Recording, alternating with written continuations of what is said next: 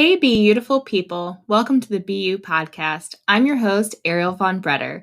My mission is to empower people to become the best versions of themselves so that they can live their best lives. I'm redefining success so people stop living the lives they think they should live and start living the lives they love.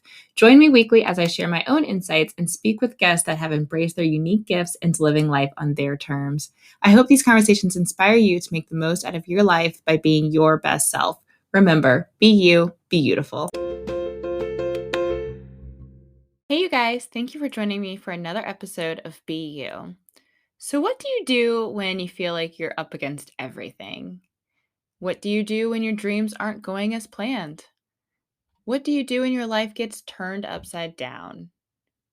You keep going, you fight for your life, you learn to adjust, to pivot, and you have to have hope. In this episode, I get to speak with Barby Ingle, and she's just so incredible. I love her energy. Like, she's just such a radiant, beautiful soul, and I'm so excited for you guys to hear from her. She's just been through so much that I cannot even imagine dealing with what she has dealt with, and she's just using her experience to help motivate and encourage other people to keep going. And she is a chronic illness advocate and pain educator. And I don't want to give too much away because Barbie shares her story in this interview. And I just want you guys to hear it from her. But just know that after listening to her, you're just going to put your life into perspective. You're going to learn how to speak up for yourself and just how to keep going when things seem so difficult. And I just hope you enjoy this conversation and get something out of it. Please reach out to us and let us know what you thought. And please share this episode with someone who you think could benefit from it. Enjoy. Before we get into the show, I wanted to take a moment to share how I host my podcast using Anchor. It's free and easy to use. You can record and edit using your phone or computer, and then Anchor distributes your podcast for you so it can be heard on Spotify, Apple Podcasts, and many other platforms. It's super easy to use, and they do the work for you. I highly recommend using Anchor. Download the free Anchor app or go to anchor.fm to get started. Now, on to the show. Oh, Barbie, thank you so much for being on the BU podcast today. Will you just start off by telling us a little bit about yourself and who you are? Absolutely. Thank you for having me. I'm excited to be here. And I am a chronic pain patient. I live with multiple rare diseases, and I'm also a patient advocate. And I believe that this is my life purpose. I equate it to being a cheerleader, and I grew up since I was 4 years old. I knew I wanted to be a cheerleader, and I always thought I was going to be a physical cheerleader the rest of my life. And I ended up actually being a mental cheerleader. And that's what I use, the skills I learned in cheerleading to do advocacy to help other patients so that they don't have the same journey that I have with the health system. Mm-hmm. And by sharing my story, hopefully it can help people get better care, timely care, and proper care. Yeah. Well, before we kind of really get into your story and like that turning point, I'm kind of curious of like when you were growing up and really into cheerleading, like what was it that you really liked about it and enjoyed? When I first saw cheerleaders, I was 4 years old, and my dad took me and my siblings to a Diplomats game, which was a soccer team. Yeah. And they had these girls lining up around the field performing and dancing and being energetic, and they were all working together, and it just like pumped up the crowd. And I said, I want to do that. I want to pump up the crowd.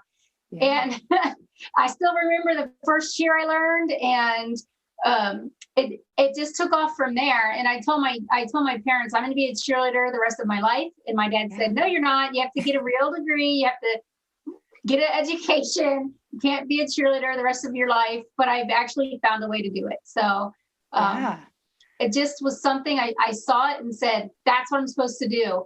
And I think it was the mental aspects of what was happening on the field. Mm-hmm. And I ended up getting my degree in social psychology. Okay. So I think that kind of goes with cheerleading as well. And it all prepared me for when I got sick and couldn't live the life I was living.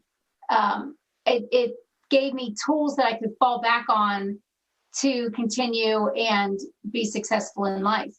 Yeah, that's awesome. And I was just kind of curious because I think so often, like the things that we're good at or really enjoy when we're younger, like, yeah, sometimes we're kind of told, like, you can't do that forever, but it kind of can lead into other things that we enjoy, or you can kind of see some of the Exactly. similarities. So, Exactly what um, happened. yeah. And so tell me a little bit about like the diagnosis that you were given and like what kind of happened to kind of end your physical cheerleading career. So I first off, while I was the head coach of Washington State University. I was the first coach that they ever hired. I got to go to 3 bowl games. Two of them were Rose Bowls, so like the top game Awesome. of the country, and Yeah. very exciting for me. Especially the college I went to didn't have cheerleading. We had cheerleading, and I was a cheerleader, but we didn't have bowl games. We didn't have football teams. Okay. So it was quite an experience, and um, that I had endometriosis. I went through a couple of years of treatment.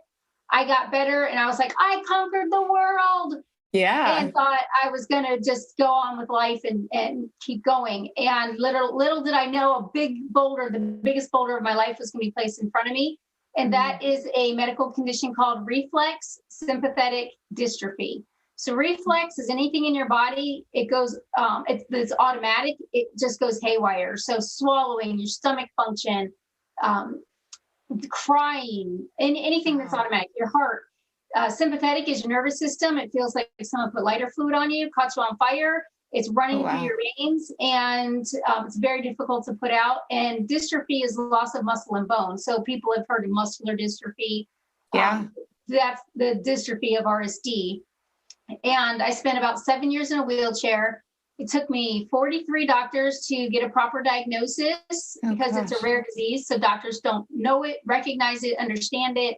Even the doctor who diagnosed me still was not able to treat me. And Wow.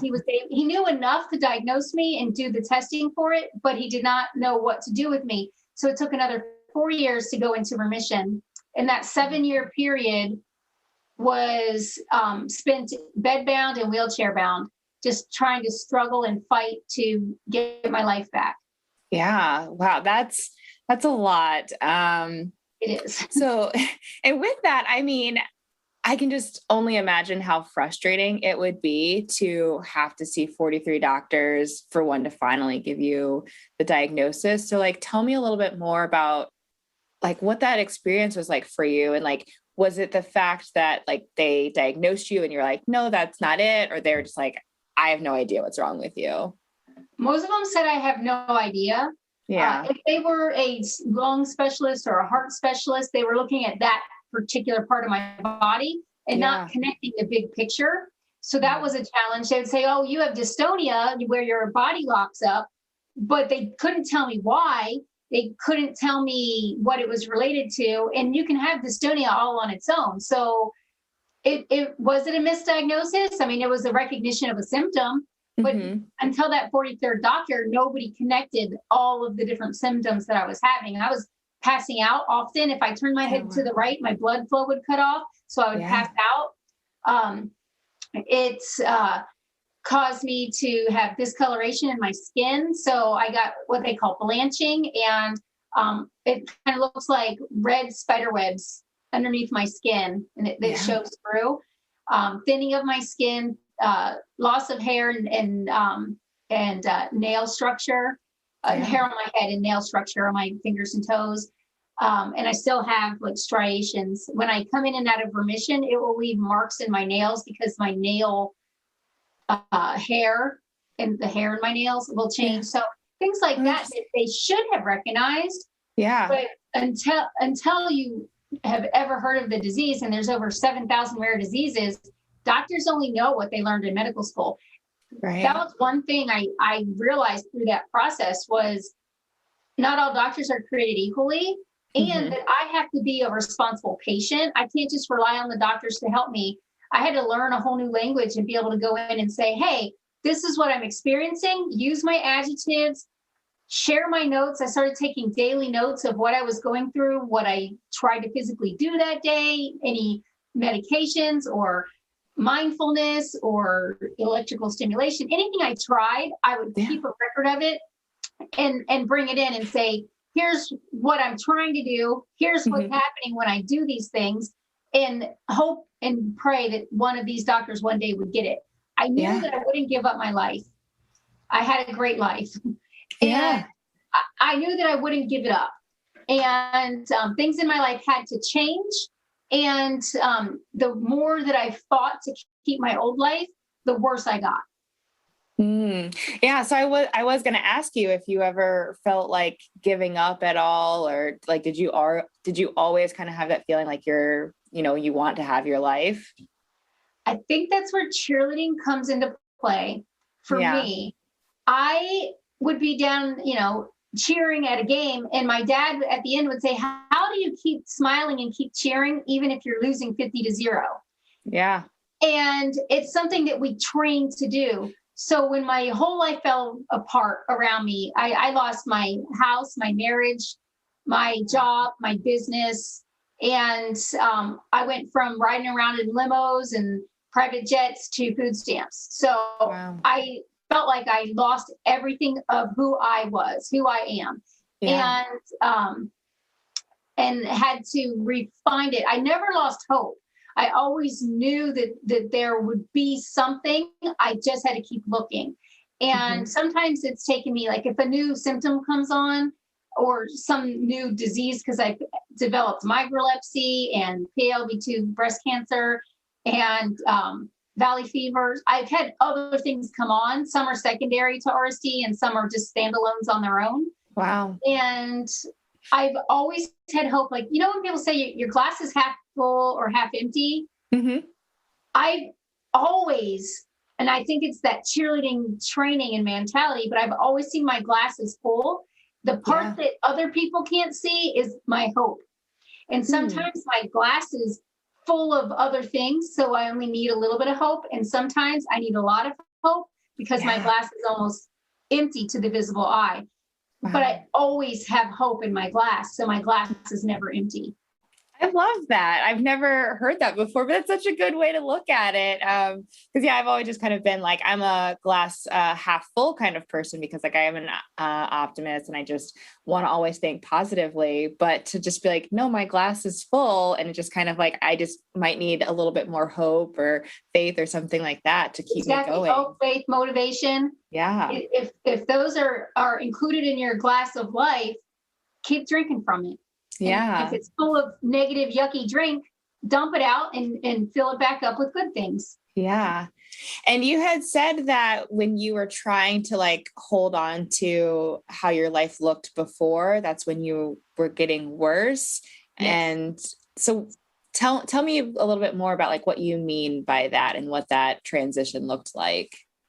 Oh, well, it looked like a mess, but Oh, it created a message. Um, I love that.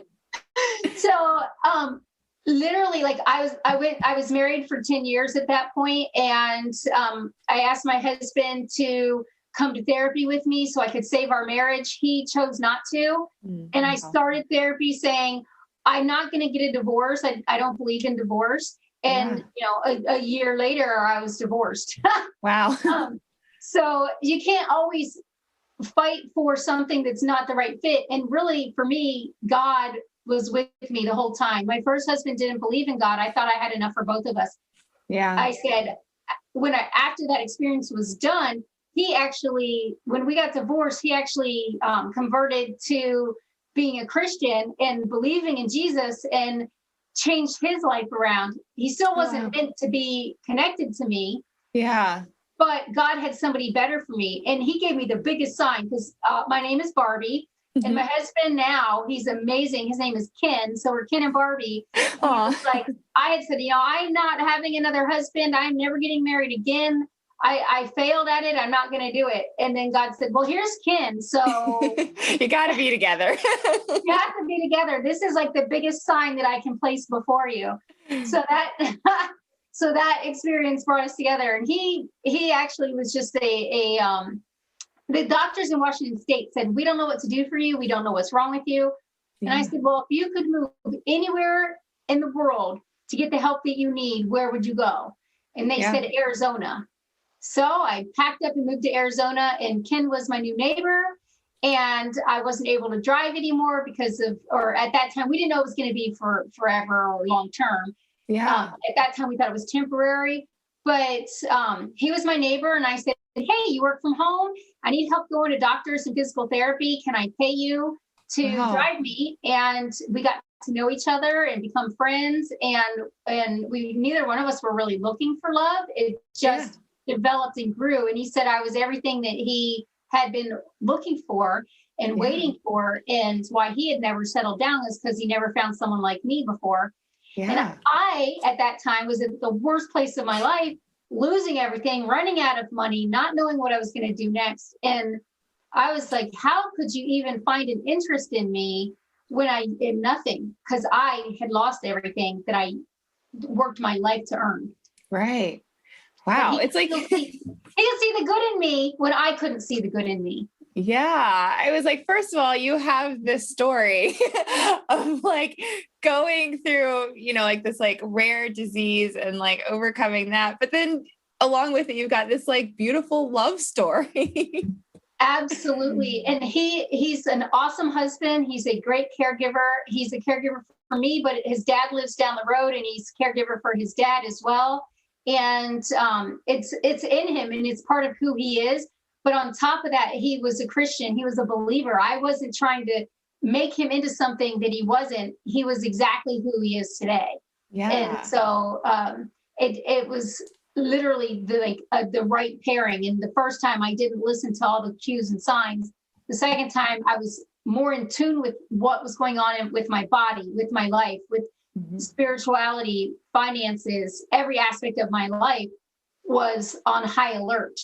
Yeah. And I was able to stop and say, okay, what am I supposed to have in my life? What am I supposed to be doing? Where am I supposed to go?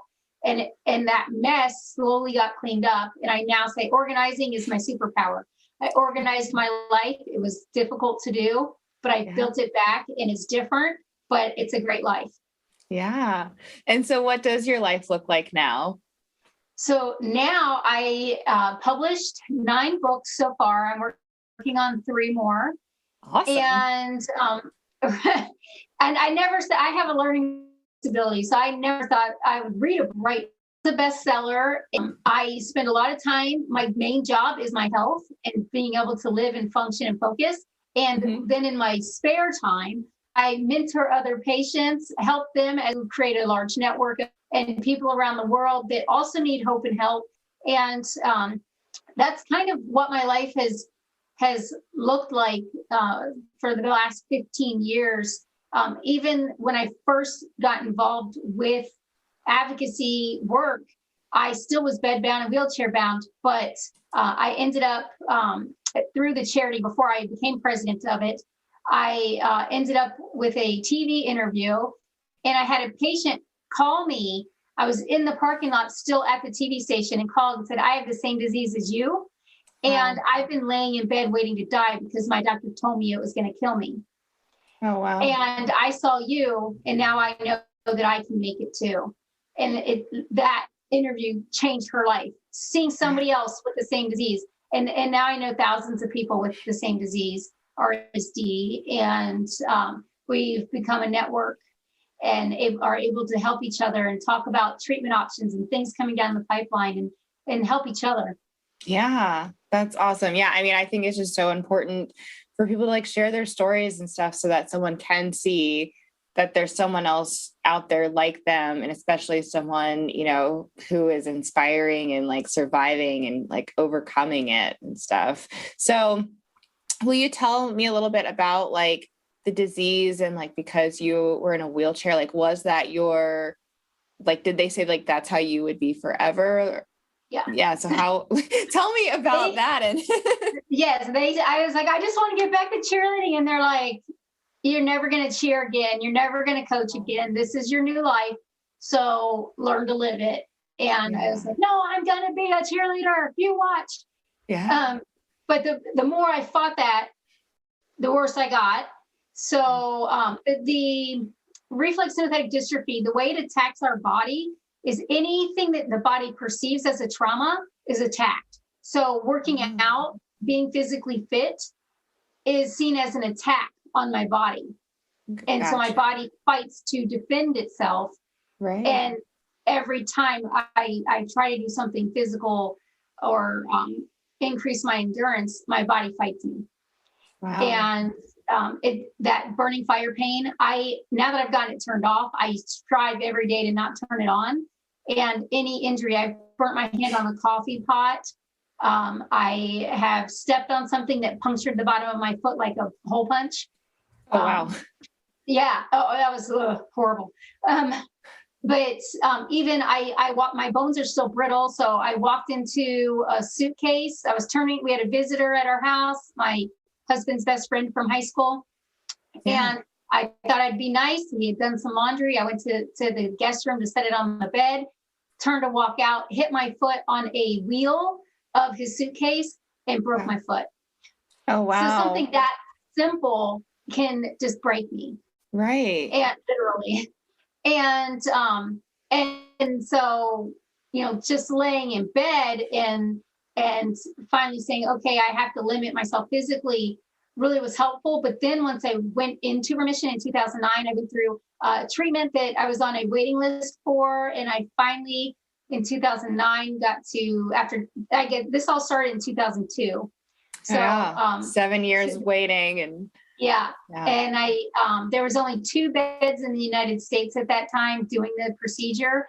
Wow. And I had to wait for my turn. And I finally got in and did the procedure. I went into the hospital ICU in a wheelchair. And 7 days later, I walked out. 7 years to Wow. 7 days to being able to walk out. But my doctors here in Arizona, they said, we're not going to discourage you, but we don't really think this is going to work. So don't put all your eggs in one basket and, don't get your hopes up. And so I went to Pennsylvania and I got the treatment. And I came home, and a few months later, I was at a health conference in Las Vegas, and I was going down an escalator and I saw my doctor going up the escalator. And I was like, hey, Dr. Rubin, how are you doing? And he literally didn't recognize me. He's just like, what? Who is this standing person? Yeah. I was like, I'm Barbie. Yeah. And he's like, huh? Like, it didn't compute. And I'm like, Yeah. Ken and Barbie. And he was like, oh. And we're like, as we pass each other, he realizes that the treatment worked. Right. And I'm upright and I'm living. And he was like, get on the escalator and come back up here and talk to me. Like, what happened? Because he literally did not think it was going to work. And he didn't want to put it down too much. He was like, go get it, see what happens. But, it's probably not going to help still. And then he was just floored. And he's like, whoa. Yeah. And, and then I, through our foundation, talked to some other doctors, and one of them said, what was the process like? And we told him, and my husband had taken a picture of the infusion center at Drexel University. And you're not supposed to do that. So won't tell anybody. Right. But he showed, it's been over 10 years. I don't think they can do anything to me now. Yeah. But they showed the picture to we showed the picture to my doctor here, and he said, I have all of that equipment. I can do this here. And I need boosters to keep me walking and keep me upright. Yeah. And so he started giving me boosters here, so I didn't have to keep flying to Pennsylvania. That's awesome. And and then he opened up a hospital here that only treated people with RSD. So now we have Drexel University and Freedom Hospital. Then after a few years, he sold the hospital, and the new owners decided not to continue the treatment. They wanted to bring in other types of treatments. And so that stopped. But then 6 outpatient facilities opened up in our state. And now there's 60 outpatient facilities. So if you can get the initial treatment and it works for you, there's 60 other clinics now around the country that can keep you pretty stable and moving and living and working in life. Yeah, that's so amazing. So, and but it literally was like, look, you told me you could do this. So I contacted the local news, and I'm bringing them with me. So you better do this. You said you could do it. You better do it. And I brought the news crew in with me, and he did it. So That's awesome. And so I'm curious, like, since your doctor had originally told you, like, don't get your hopes up, like, it may not work.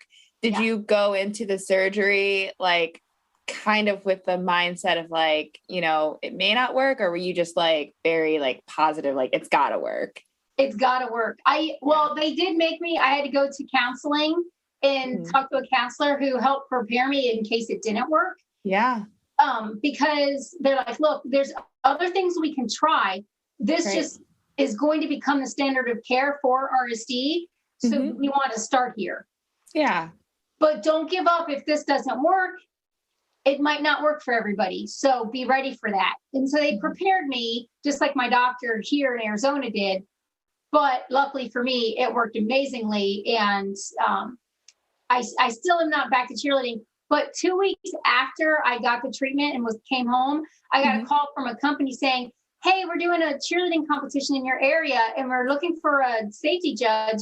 Would you be able to come in and safety judge?" And I was like, "This is a sign from God." Yeah.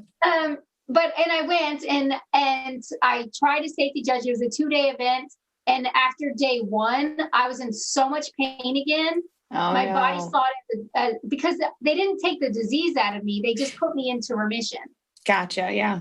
So my body was like, ah, noise, lights, like it. My body freaked out. So Yeah. day two, if there was any safety violations, I couldn't even see straight to write it down on the paper. I just said Mm. everybody did great. Yeah. So, but I learned I'm probably never going to be able to do that type of cheerleading again. I have to adjust, Hmm. and and being a mental cheerleader is more rewarding for me. Yeah. And so I am really curious about like as a Christian and like with your faith, going through all of this, like did that challenge your faith? Like what was that like for you? That is an excellent question. Yeah. I got stronger and closer to Jesus. I Yeah. started praying more often. I started even I had 5 lung collapses after they did a rib surgery on me, and that had complications. I had 5 lung collapses. One was a full collapse. My life flashed before me. My lung was collapsed and it was laying on my heart. And all I saw in that moment was my literal like snapshots of people I ran into. And the thing that mattered the most in life was human connection. Yeah. And I woke up going, oh, this isn't a pretty heaven. I thought heaven was going to be prettier. That was on earth, and I'm here to fulfill my purpose. So Yeah. It's like you're not done yet. it brought me closer to Jesus. Whereas I've had friends that ran away, and how could God spite me? This isn't to spite somebody. Whatever happens to you in your life is Mhm. for a purpose and a reason. And we can't always see it at the time. Sometimes Yeah. it takes us looking back in retrospection and saying, oh, that's exactly why this happened, because it put me on this path to put me in this moment for this glory to happen. Yeah. And that never would have happened if I had tried to stay on the path that I was. It was like, nope, you're not catching the signs. You're not reading the street signs that we're giving you. So we're going to put a boulder in the road, and you're going to have to find a way over, around, through it, make a new path, Yeah. and take this new direction. And the signs get bigger and bigger the less you listen to Jesus. Right. So if I'm but it's not to spite me, it's to help me fulfill my purpose on earth. Yeah. And once I fulfilled that purpose, then I get to go to heaven and have the amazing rest of my eternity there. But while I'm here to learn lessons for myself and to help humanity and teach lessons to others. And I Yeah. do that through advocacy and cheerleading. I love that. And I mean, so what do you want people to know about like chronic pain? That 1 in 3 people suffer with chronic pain. So it's you or somebody that you know. We are not taught, our medical system does not teach us how to navigate the health system. You think like everybody that's a doctor is equal and the same. They're not. Find the Mhm. providers that are right for you, even if it takes you 43, whatever it takes you, find the ones that are right for you and get the care that you need so that you can live your life better day to day, moment to moment. And don't be afraid to reach out, seek help. There is help. So have hope. Yeah, I love that. And I mean, how can someone like really be an advocate for themselves, like with seeing doctors and like with speaking up for themselves? Like, what do you recommend?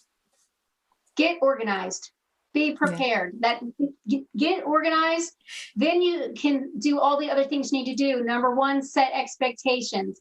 Number two, if you have a need for a medication or a procedure and your insurance is denying you, learn how Mhm. to do a insurance appeal or ask for a cash price or even ask to be a charity case where they do the procedure in exchange for social media of you sharing your experience or them getting footage of your experience that they can use to help promote their business. Yeah. Try to think outside the box so that you can get the care you need. There's a lot of ways to get somewhere. You can take a bus or a bike or a car or a boat or a train, cruise ship, whatever it takes to get somewhere. Find a Yeah. way to do it, and make sure that you don't say no to the wrong things and that you say yes or no when it's appropriate. Don't feel like you're stigmatized or um, don't have the ability to say that's not right for me. Like Mhm. with my rib surgery, I should have said, wait, I need more time to look this up. I didn't, and it caused complications. Take that time that you need and don't let anybody push their guilt or stigma and anything, not just healthcare, in any part of your life onto you. Be you and know that you are good enough. Yeah, I love that. I mean, and one of my questions that I like to ask is like, how has being yourself like impacted, where you are and like your success? And since you just said like, be you, I'm going to ask you now. Yes. Being me was the most important thing. And when I felt like I lost me, I lost my I ams in life. I thought I did an exercise, the I am exercise, and take a piece of paper and start writing down all the things that you are. For me, I was such in a depressed, negative state when this first happened to me, and I was scratching and clawing to try to climb back out of this hole. Yeah. Um, I I started trying to rate my IAMs and I couldn't think of one. And a psychologist called me and said, how's your list coming? And I was like, I suck. I'm horrible. I have nothing. I am nothing. And he was like, let's get you started. He said, you're spiritual. You believe in Jesus. You're a Christian. You have a strong faith. So your first I am is I am spiritual. I was like, yep, I am spiritual a lot. Yeah. So I wrote down I am spiritual. And then they started flowing. And by the next time that I spoke to the psychologist, I had 75 things on my list. I have about 150 things on my I am list. And having a bad moment, I can refer back to my list and say, hey, all these positives in my life. I am so many more things than a failure or someone who didn't try or whatever negative thought is creeping in. I just remain who I am. It sounded like that you like continuously add on to this list of statements. Is that like, how do you practice that? I do, and actually, I shared the I am practice with other patients that I've come in contact with, and Yeah. now I actually have patients that will give me their I ams, which is really cool. And then I have one patient who's become a friend who actually makes graphics for me, and so when they start giving me their I ams, it gives me ideas, and I'm like, is that me? Am I that type of do I have that trait or is that part of me? And sometimes you have two things on your list and you're like, well, I am an introvert and I am an extrovert. Well, how can I be both of those things at the same time? Well, you can be two opposing things at the same time. And in that moment, you're more this way, or that moment, you're more that way. And it doesn't conflict because that's what you are in that moment. And Right. but I get ideas from other people now. And Z, my friend, he makes me graphics, and so each morning he will put up a new graphic with a new I am, and it could be something he is or something I am. And so I have hundreds of I ams in graphic form now, as well Yeah. as just people send me their messages of who they are, and I love it because I get to learn and connect and and experience other people and their journeys and their stories through learning about their I ams. Yeah, I love that so much. Yeah, and I love that you bring up the point of like you can have, two things that may seem like they're conflicting, but they're really not because just like you're always kind of like things change or you've got to adapt or whatever, and you can be, more of one thing in the moment, but to acknowledge that so you can still see it. So like maybe it might be something where you're not feeling it that day, but then you look at your list and like, no, I am this. So I am that. I might not be in this moment, but I yeah. am this item.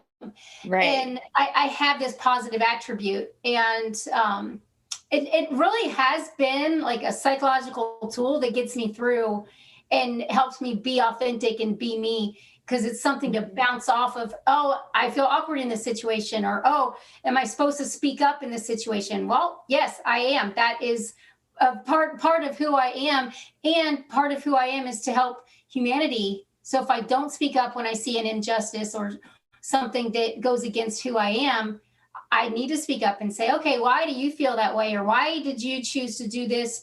And create a conversation that hopefully can be a teaching moment for the person I'm coming in contact with. Yeah, that's or so someone has powerful. something to teach me. If Yeah. I have an I am that's not you, we're still connecting in some way. Why is that? Am I supposed to teach you something? Are you supposed to teach me something? So Yeah, that's awesome. And what message do you really want to leave with people today? that all I ask is you try your best. It's a message from my dad who's passed away, but he would say that, oh, I suck at this, Dad. No, all I ask is you try your best. If you try, you will Yeah. succeed. You just have to keep going and find other ways to accomplish what it is that you want to be and who you are. Yeah. And you've definitely been living into that. So that's awesome. Thank And you. where can people find you and connect with you? You can find me on social medias, all of them, with my name, Barbie with a Y, not IE, and because I'm real. And Yes. and my last name, Ingle, BarbieIngle.com. And then if you have chronic pain or you are trying to help somebody with chronic pain, whether they need to get help getting diagnosed or treatment options or finding a provider, you can go to internationalpain.org and we can help you through there with education, awareness, social events, and access to care challenges that patients face trying to get the care that they need to be the best them. Awesome. Thank you so much. You just have such an incredible story. And I feel like we only kind of like touched a little bit of it because I know there's like other parts to you and stuff. So, but I just really appreciate you sharing and just like creating more awareness about what you're doing. So thank you. Thank you. Can I say one thing to your listeners? Yeah, of course. So I think you're awesome. And I've listened to some of your past episodes. I'm going to go back and listen to more because it's very motivational. If you're listening to this now and you're finding anything great in this, because hopefully I dropped some seeds that you can grow into trees of your own. And I want you to go and leave a review and let everybody else know that Ariel is doing a great job with the BU podcast and that other people should be tuning in. And how you can pay to listen to this episode for free is by leaving that review. That is the currency that, hey, attaboy, I see you. Let's do this for her. Awesome. Thank you so much. I appreciate that. You're welcome.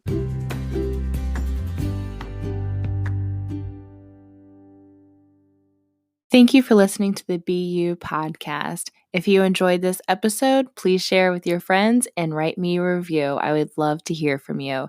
And you can find me on Instagram at BeautifulChick or on my website, beautifulchick.com. Remember, be you, be beautiful.